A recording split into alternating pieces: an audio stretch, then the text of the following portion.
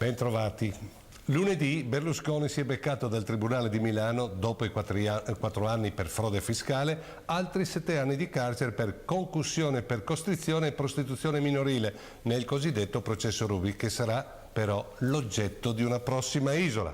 Oggi invece vi parlerò di fatti diversi tra loro, ma che hanno in comune la mancanza del senso del ridicolo e dell'etica pubblica nel nostro paese. Un esempio.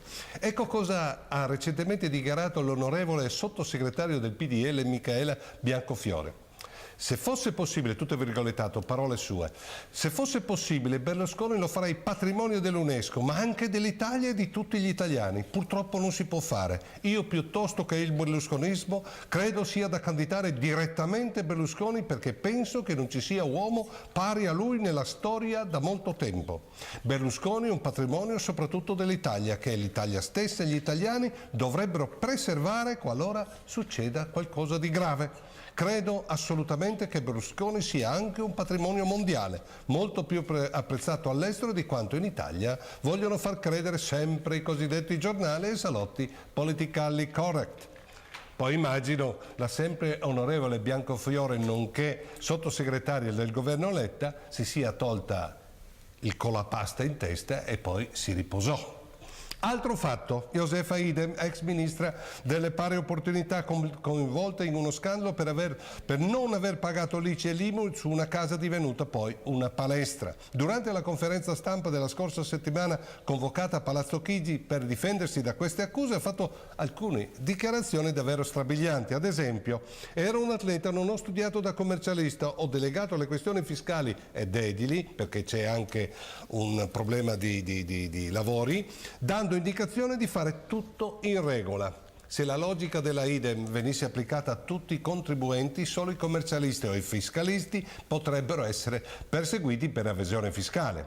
Poi ha sfoderato altre perle come questa: ho vinto 30 medaglie per l'Italia, ho partecipato ad 8 Olimpiadi, ho fatto 2 figli, mi sono data alla politica per promuovere i diritti delle donne e difendere lo sport. Applicando sempre la stessa logica, ogni contribuente di successo nello sport oppure nel proprio ambito di lavoro potrebbe sentirsi non obbligato a rispettare le leggi come un comune mortale.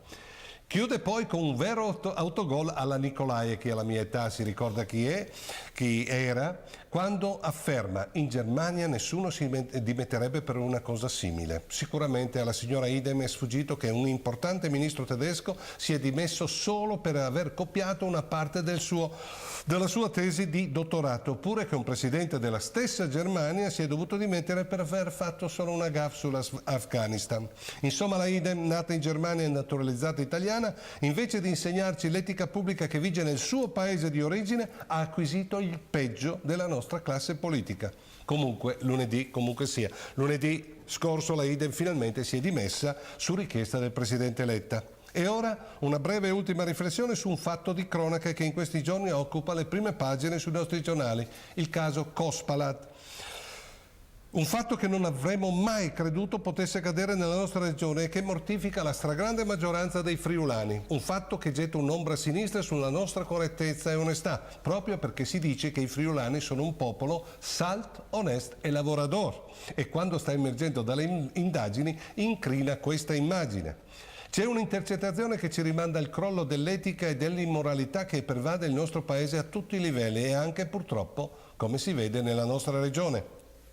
L'amministratore di un caseificio di Agerola in provincia di Napoli, parlando al telefono con Zampa, il presidente della Cospalad attualmente in carcere, segnalava allo stesso Zampa che nel latte che gli era stato consegnato erano stati trovati valori di aflatossine fuori norma.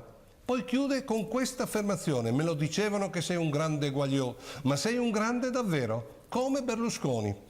Questa frase, registrata ovviamente a loro insaputa, misura più di tante parole e tante chiacchiere il livello di disonestà e la mancanza di etica che si respira nel paese.